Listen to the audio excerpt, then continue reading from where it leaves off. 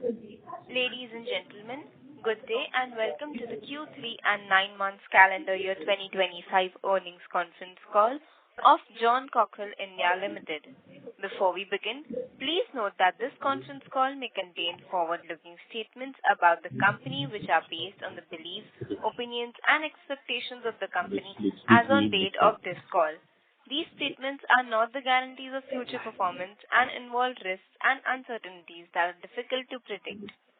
As a reminder, all participant lines will be in the listen-only mode and there will be an opportunity for you to ask questions after the presentation concludes. Should you need assistance during the conference call, please signal an operator by pressing star then 0 on your touchtone phone. Please note that this conference is being recorded. I now hand the conference over to Mr. Francio David Martino, Chairman. Thank you and over to you, sir. Good afternoon, everyone. It is a pleasure to be here with all of you, our investors, partners and colleagues who continue to place their trust in Cockerill India Limited. I'm joined today by our Managing Director, Frédéric Martin, and our CFO, Marc Dumont. Let me share a brief update on how GCIL is progressing. The first 9 months of 2025 have marked a period of steady recovery and disciplined execution for us.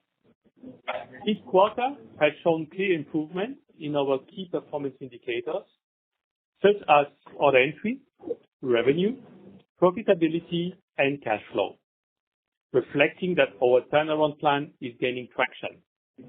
The direction is right, and the progress is real. In the third quarter, our order intake reached about 5.86 million rupees, nearly 10 times what we recorded in the first quarter. Our order backlog almost doubled to over 11,000 million rupees. These figures give us good visibility for the fiscal year 2026 to come and underline a growing sense of confidence among our customers in GCIL's capabilities. Our recent win with GSW DFE at around 2,700 million, Tata Steel at 800 million, Godavari Power and ISPAT at 500 million, Jindal India at 400 million, and GSW Steel at 1,750 million are encouraging.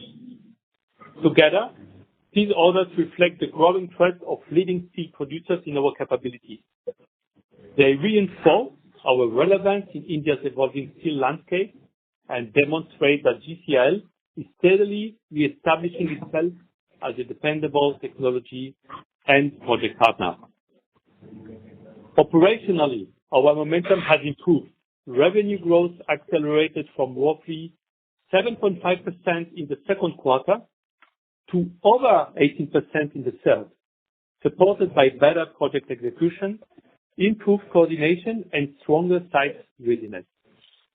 EBITDA rose sequentially by around 13%, reaching approximately 120 million rupees, while our cash position more than doubled from 742 million in quarter one to over 1,470 million in quarter 3. While these trends are positive, we remain realistic about the external environment. The global steel sector continues to navigate a mixed outlook. Europe faces energy and cost pressures. China remains subdued, and the US market is holding steady through infrastructure and energy transition investments.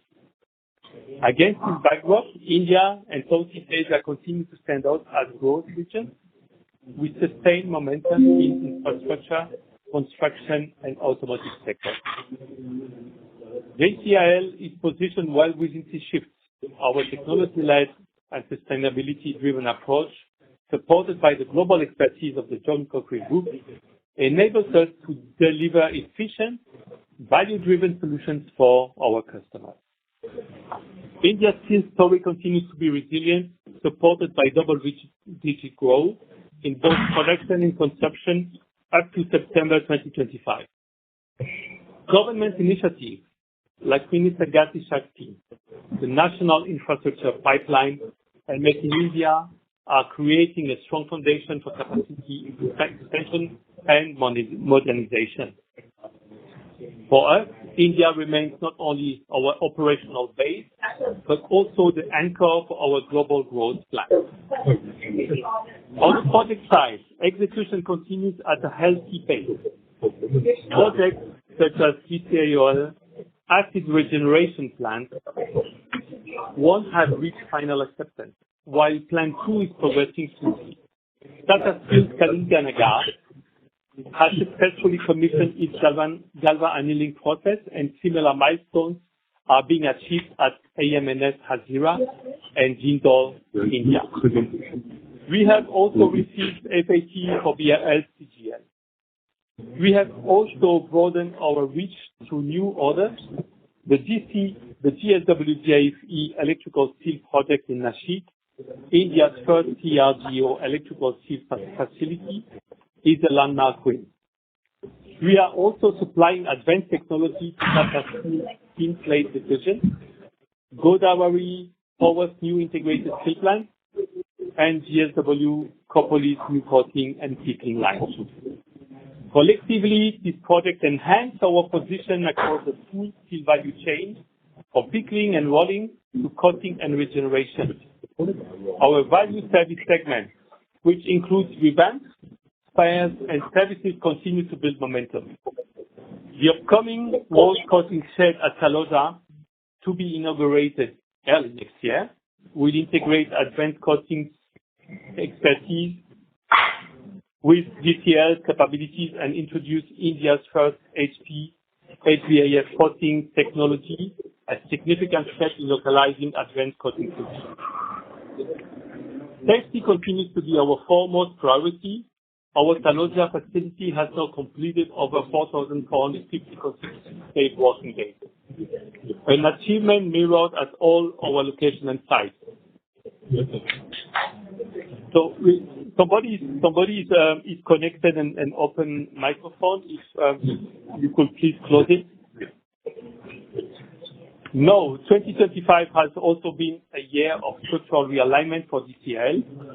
We have initiated the process of consolidating John Cockerill global metals activities as a single India-based listed entity. This move will make our operations more focused, transparent, and aligned to growth. Why India? Well, because the fundamentals are strong. The geopolitical stability, industrial momentum, and supportive government policies, such as Make in India, the PLI scheme, and the green hydrogen mission, make India a natural hub for our global metals business. As part of this transformation, our board has approved the acquisition of John Cockerill Metals International in Belgium, a 100% equity buyout from our parent company. Once completed, it will make that the Belgian entity a wholly owned subsidiary of DCL, further strengthening India's role as the operational and strategic center for John Cockerill Metals worldwide. The acquisition will take place in two parts. Part one entails John Cockerill SA transferring its carved-out metal business and share in its certain German, John Cockerill UK, and Chinese, John Cockerill Industry Technology, subsidiary to John Cockerill Metals International SA. While part two consists of John Cockerill SA causing its US affiliate called John Cockerill North America to transfer its shareholding in its subsidiary, John Cockerill Industry North America, to John Cockerill Metals International SA. We are advancing this transition with care through a phased, transparent, and well-governed approach. Our focus remains on sustaining financial discipline, operational control, and clear communication with all stakeholders. As we enter the final quarter of fiscal year 2025, we do so with cautious optimism. The fundamentals of our business have improved, and the order visibility we have today gives us confidence heading into fiscal year 2026. We are not declaring victory, but we are on firmer ground. Our task ahead is to maintain this trajectory, convert our strong order pipeline into efficient execution, and strengthen our foundation for sustained profitability. To all our shareholders, partners, and employees, thank you for your continuous confidence and support. Together, we are steering GCL through a disciplined recovery and toward a stronger, more resilient future. Thank you. I now open the floor for your questions, and I would like to apologize for the background noise. Somebody has kept his microphone open, so hopefully that can be closed off. And let's take place to the questions. Thank you. Thank you very much. We will now begin the question and answer session. Anyone who wishes to ask a question may press star and 1 on their touch-tone telephone.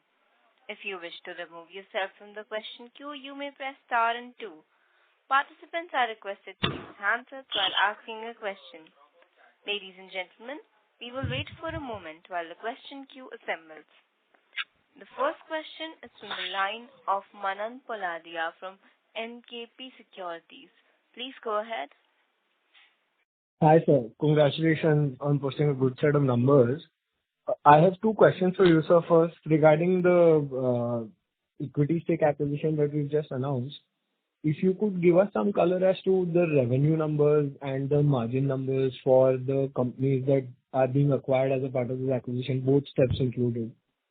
And I think the second question is, I think you just spoke about ArcelorMittal, Nippon Steel, Hazira. If you could give some color as to what portion of that project is something that we are going to bid for, I think that would be great. Thank you, sir. Thank you very much for your questions. I am clear with the first question. Can you repeat the second one, please, regarding IMNS Hazira? My question was, sir, I think it's a large project, 80,000 crore in the first tranche and 70 in the other, I believe.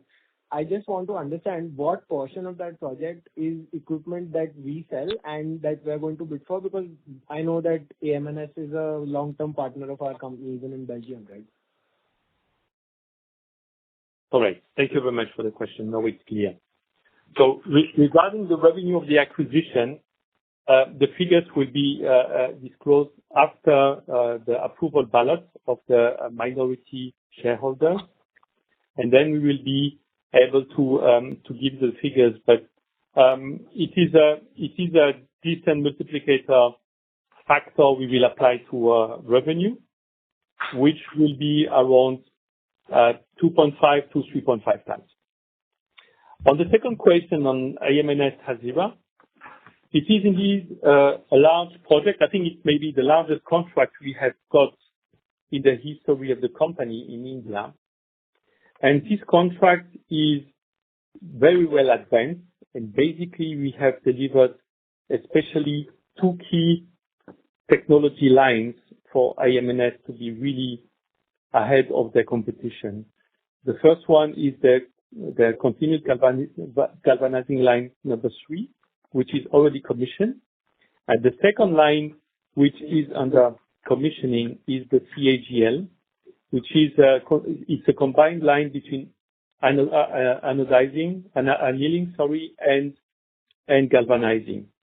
This line is the biggest of the two, and the length of this line is beyond 800 meters. It is a really huge construction work which has been successfully executed by our team in India.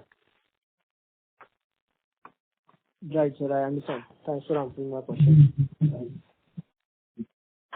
Thank you. Thank you very much. Participants who wish to ask a question may press star and 1 at this time. The next question is from the line of Dixit Doshi from Whitestone Financial Advisors Private Limited. Please go ahead. Yeah, thanks for the opportunity. So I have 2-3 questions since I'm slightly new to the company. So just wanted to understand, in the last conference call, you have mentioned that order pipeline is almost like 40,000 crore, and even spares and larger revamping kind of projects, we are evaluating 9 to 10,000 crore of projects. So this is, if you can help me understand, is this the market potential right now which we are evaluating, or these are one-to-one discussions happening with the client and roughly maybe a 10-15% of this can actually, get converted into the order book over, let's say, next 1 or 2 years? How does this work? I mean, how should I read this potential pipeline? That's my first question. Secondly, in terms of margins, so this quarter we have reported a 12-13% margin. So, just wanted to understand historically, on an annualized basis, we have we have done 6-7% EBITDA margin. So, what kind of trajectory we should expect over a medium term? And my last question is regarding our two technologies, so JVD and Voltron. So we mentioned in our presentation these both of these are jointly co-developed with ArcelorMittal. So what is the understanding between our company and them? Will there be any royalty payment or something, or I mean, we can sell it without any royalty to the third party? Those were my questions. Thank you. Thank you for your very interesting questions, and I would be more than happy to answer to these ones. First of all, on the pipeline. The pipeline we have is solid. We always have a prospective look on the projects to come for the next 2 to 3 years. So the figures you have mentioned, which are the ones we have communicated during the last investor call, are correct and have been even reinforced over time, because we see that the market is really very dynamic currently. And not only the pipeline is solid, but the conversion rate we have on projects into contract is extremely high, is superior to our competitors. And that's also explaining why we have solid results and why we have pretty much solid confidence, although conservative perspective for the future. So coming to the margin question, 12% margin is a very good result compared to the history of the company. And the trajectory we expect in the next years to come is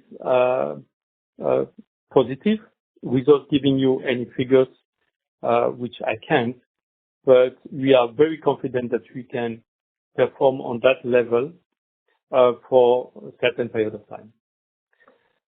So the margin trajectory will be really depending on the product mix we are going to offer on the market. And you mentioned service spare parts revamping, which is a high margin activity, and the company is doing everything it can to improve and increase this activity in the future.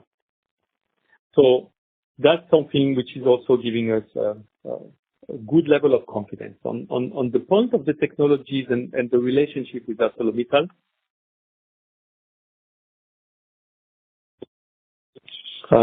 extremely good. The company has very strong track record in the history, especially in Europe, of collaborating on developing R&D projects together. So on JVD, we have acquired the license, and this has been already settled and budgeted. But I would say the level of license fees compared to the perspective are extremely reasonable.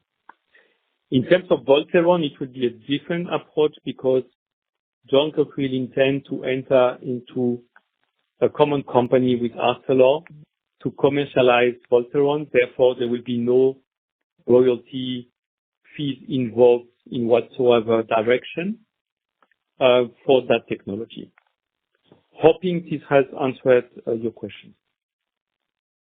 Yeah, just if I am allowed, just a follow-up. So, Waltron, you mentioned that we'll be doing through a common company. So, is my understanding correct that the company, since we are acquiring the entire metal business, so JVD technology will come to us, but Waltron is not? At that point of time, I cannot answer that question. Nevertheless, we are under clarification process with our partner, Arcelor, and internally with the promoter, and we will come back to you most probably in the next call with a clear answer on that. Okay, fine. That's it from my side. I'll join back in the queue. Thank you. Thank you very much. Thank you. Participants who wish to ask a question may press star and 1. The next question is from the line of Parimal Mithani from Credential Investments. Please go ahead. Yes, am I audible? Yes, sir, you're audible. Okay. Congratulations on outstanding numbers. So my question is, who is your global competition for these two technologies? Waltron and the other one you are planning to launch in India?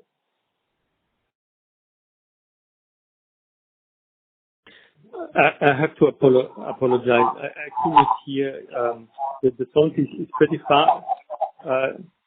Mark and Fred, did somebody had a better understanding of the question? No, we did not get it either. Too noisy there. Sir, if you could repeat the question, please. My question is, who are our competitors for these two technologies which are launching, Waltron and other ones? The competition in India and globally would be which company? So Voltron is a disrupting technology in the field of iron making, which is a field dominated by the blast furnace technology and direct reduction technology. So we are entering with electrolysis direct reduction, which is a complete new innovation.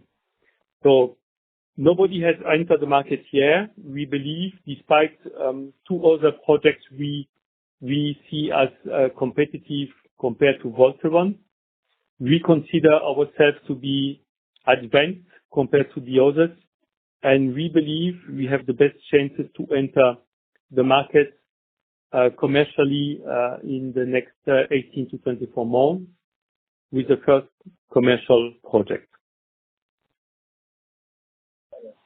And sir, next question is with the launch of the technologies, give you some color in terms of EBITDA margins going forward would be in which range? You can just give us a range, that's also fine. So I cannot give a ballpark figure in terms of margin, but what I can tell you is qualitatively margins on new technologies, and especially when there is very less competition and where competitive technologies are less interesting in terms of operational expenses, you can of course claim a better margin. So I cannot give you a figure, but I can tell you this is one of the drivers for the future profitability of the company.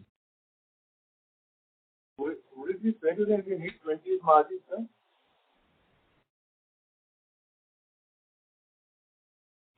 It is difficult to say at this stage. Our hope is that it is indeed contributing to a better margin in the future. Thank you and all the best, please. Thank you for your question. Thank you very much. Participants who wish to ask a question, please press star and 1. The next question is from the line of Tejas Mehta from Bajaj Finance. Please go ahead. Yeah, hi sir. Congratulations on the great set of numbers. Just wanted to understand what is some valuation metrics used for acquiring the group companies. Is it like multiple of sale, or is it EV by EBITDA, and what kind of multiples were considered in the same? to arrive at the 50 million Thank you value? for your question. Yes, thank you. Thank you for your question, and thank you for the congratulations to the team, and I will be happy to convey the message to our employees. On your question, the methods we have used to evaluate the different companies which will integrate in case of favorable and positive ballots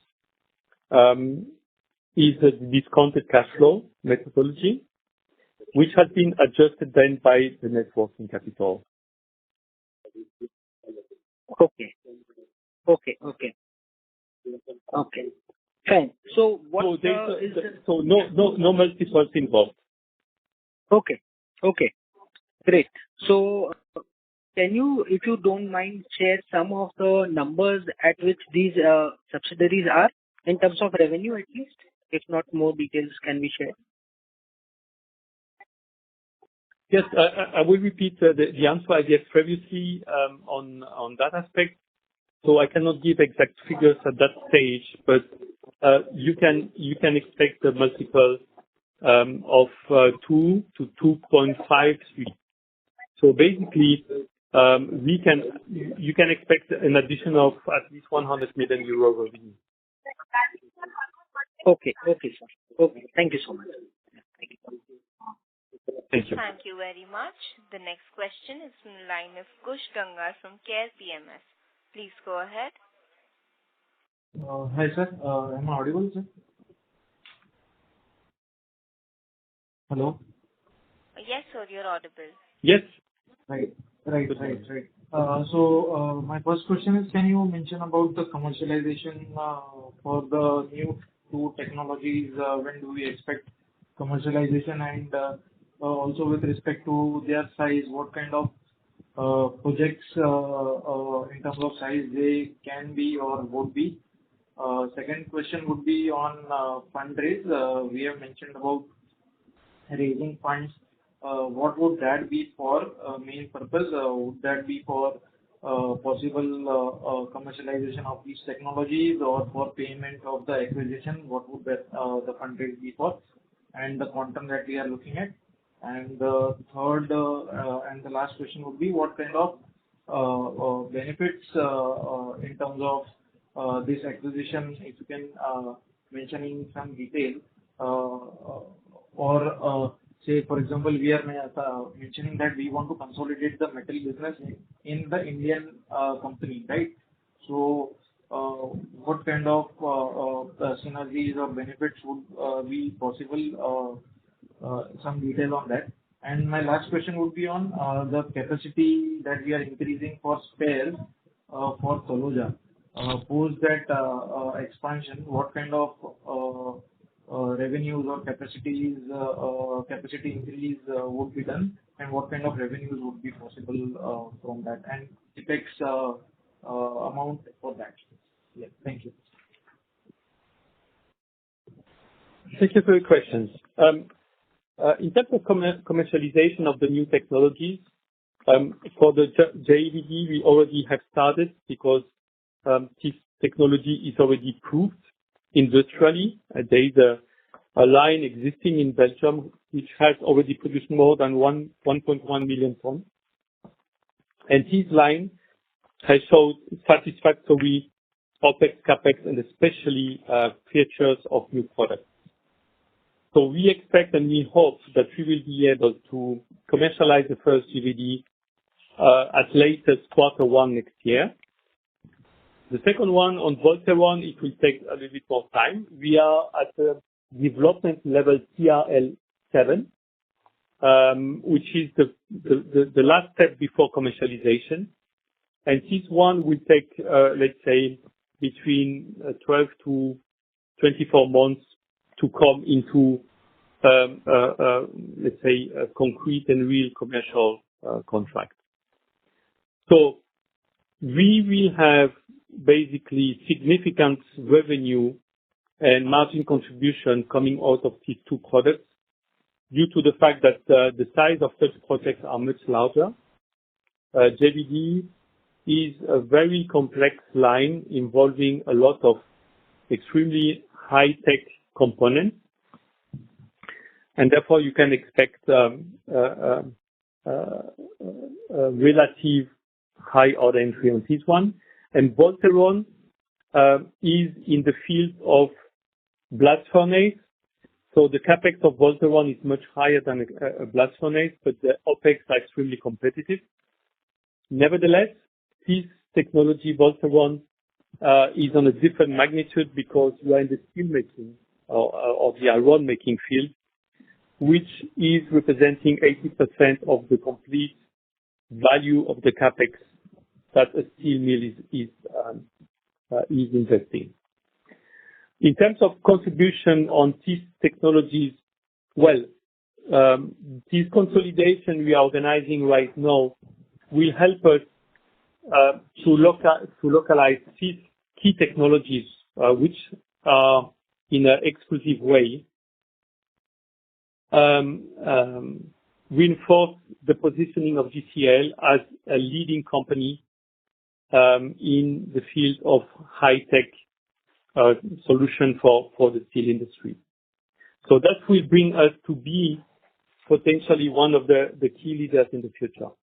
The fact that we consolidate worldwide activities under GCL will also allow the company to balance and to play on their global presence to benefit from high future growing markets, which could be tomorrow Southeast Asia or tomorrow could be US, and not being only linked on India. So that's giving a certain contingency potential for the company to still sustain its revenue and its marginality. And it's giving you the possibility to invest in a global technology company out of India. This kind of company as Cockerill India Limited being global and having leading technologies is very rare on the market. So this kind of investment instrument is not more than 5 or 4 on the Indian market completely. To answer your last question, in terms of service in Taloja, so we are currently doing an investment to coat rolls for furnaces and to do services for the whole installed base of furnaces for processing lines in India. This investment has been done already and will be inaugurated and commissioned first quarter next year. We expect out of this activity 300 volts production capabilities per year and a revenue of at least 3 million per year. So the capex for these investments are around 2 million, which has been already paid, budgeted also one part for next year. So this will bring Taloja to increase its added value on the field of service and spare parts. And this is a completely high-level technology service we are offering to the Indian market.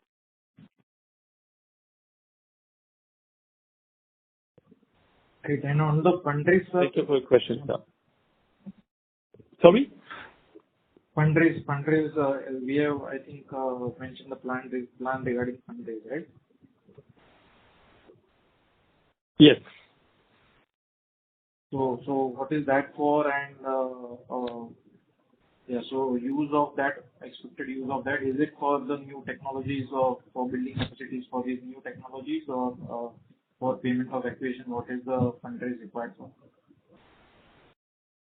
Roll coating technology is to, let's say, maintain and revamp rolls which are used in furnaces. So the furnaces used for processing lines are on very high temperature, and the strip, which is basically flying inside the furnace, are in contact with rolls, which are wear parts, and over time need to be reshaped and revamped. So the technology we are going to offer is offering high durability and high lifetime for these rolls for our customers. Okay.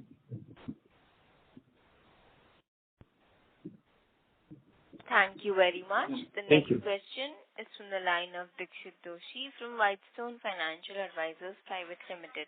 Please go ahead. Yeah, thanks for the opportunity again. One question is, out of the current order book, how much is for the service revamping and spares business? Second thing is, if you can give any update on the MOU with SAIL. Is it at very early stage, or we can expect some orders from that in the near future? Thank you for your questions. On the order book, service spare parts revamping represents this year for us at least 20 to 25%, which shows a strong improvement compared to last year and giving us very strong confidence on the performance of the team there. In terms of collaboration with SAIL, we have not only excellent collaboration and relationship with SAIL, but we have a strong and solid plan to collaborate, especially to improve their performance in all their different facilities in terms of rolling and processing. And next year will mark the year where we will materialize a few of the strategic developments we have in common.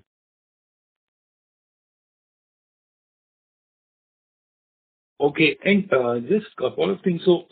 Given the opportunity which you speak, like such a large order book pipeline, then the potential of JVD, potential of Voltron, which will, take our company to the upstream cycle of the steel manufacturing. Given all that, and current order book of 1,100 crore, just a rough, what's your estimate? I mean, over next 3-4 years, can this company have, 6 to 7x of what the current order book, given such a large potential? The aspiration of the company and the team is extremely ambitious, and we will pretty much like to reach in 2030 8,000 crore, thanks to new technologies, but not only. External growth is also one of the levers we will try to pursue in the next year to come to support our growth. All right. Thank you for the opportunity. Thank you very much. The next question is from the line of Parth Dalal from MM. Please go ahead. Hi. Yes, sir. Please go ahead. Hi. Hi. So my question is, India is becoming a hub, but China still remains a cost competitor. So what will be the company's differentiating factor to protect margins while scaling globally? Thank you for the question. So India is having a very fast momentum, especially on steel, and it is the largest growing steel market nowadays. So India is extremely eager to go to very well advanced products like green steel, like electric steel, which is used for making electrical motors, especially for e-cars and e-two-wheelers, but also on high-strength steels, which are extremely hard material used, especially for building lightweight construction of vehicles. So China is a more established mature market, which is rather declining currently, and of course, a very strong competitor. The position of the company towards China is that we are already present there. So close to Beijing, we have our headquarters, and the activities we have in China are extremely dynamic currently and with a positive outlook. And hopefully we'll be able to announce very good news out of China soon. So the perspective we have is that we are gaining market share in China as well, and that proves that the relevance and the competitiveness of our solutions also for the Chinese market. So therefore, we don't have so much fear about competitive offering out of China. Okay, thank you. Thank you. Thank you very much. The next question is from the line of Tejas Mehta from Bajaj Finance. Please go ahead. Yeah, hi, sir.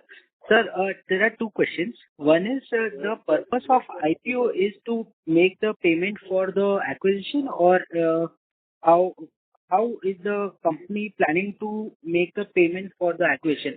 Will it be from the cash flow of the companies, which would be around 100 crores per year? So, and until then, will it be a debt in the books from the parent, and will it be accruing interest, and how it will be? I mean. Thank you. So first of all, the intention of the promoter is really to support GCL to become a global leader and a champion with the headquarters in Mumbai in the field technology. So in terms of payment acquisition, the promoter has accommodated GCL with very comfortable payment terms, and the acquisition will be therefore paid over a period of 5 years with a debt without applying any interest fee. And this debt will be at termination convertible, if not fully paid in 2 shares. That shows the strong commitment that the promoter has into GCL and the willingness to contribute to build not only a big and great champion, but a profitable champion within India. Great. And the purpose for the IPO is for CapEx in the new technologies that you are planning? Say again, please.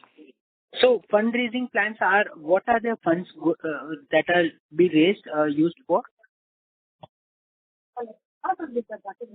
So the fundraising plan is something we are considering for the future. We don't consider on the short term to need any fundraising to make the current acquisitions we are planning with Cockerill. That will most probably come on a later stage, especially when we will identify and propose to the board new acquisition for GCL. Okay. And last question is, are there any CapEx plan in any of the subsidiaries that will become, the companies that will become subsidiaries of the post the structure change? And will there be guarantees involved? No, sir. Okay.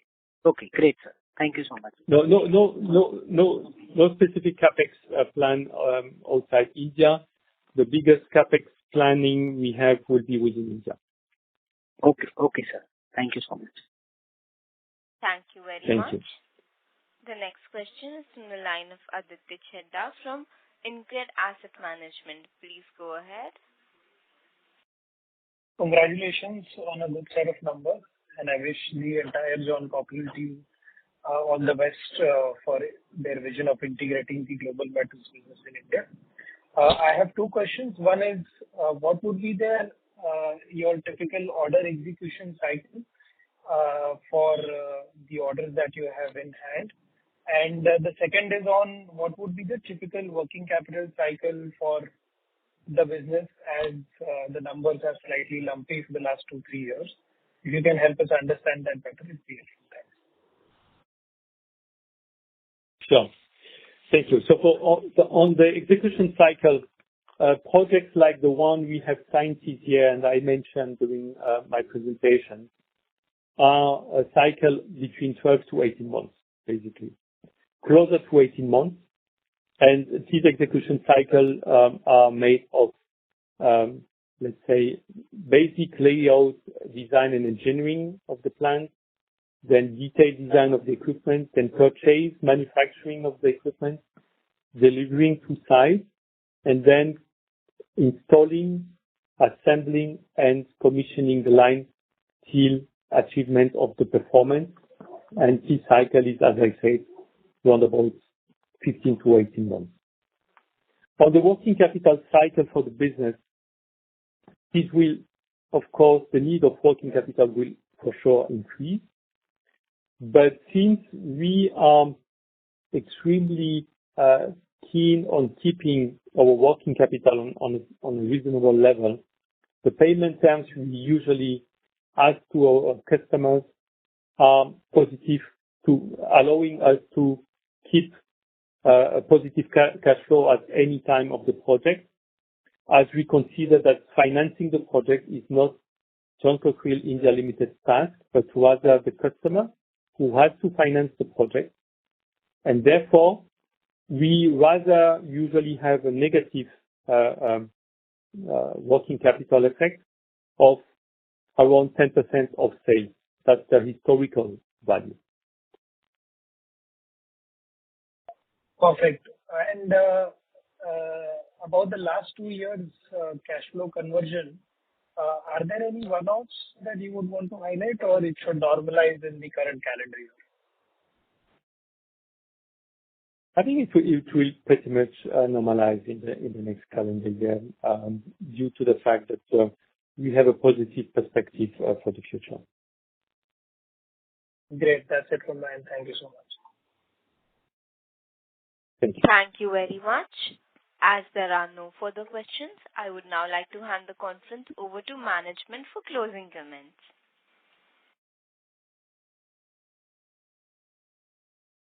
Thank you very much. I don't know if my colleagues Marc Dumont and Frédéric Martin have any comments to add. If not, I would like to thank you for your attention, listening, and continued support. The congratulation message I have received will be conveyed to the employees, the management, and the team, and thank you heartily for that. And looking forward to exchange with you again during the next investor call. Thank you again, and wish you a great day. Thank you very much. Thank you. Thank you very much. On behalf of John Cockerill India Limited, that concludes this conference. Thank you for joining us, and you may now disconnect your lines. Thank you.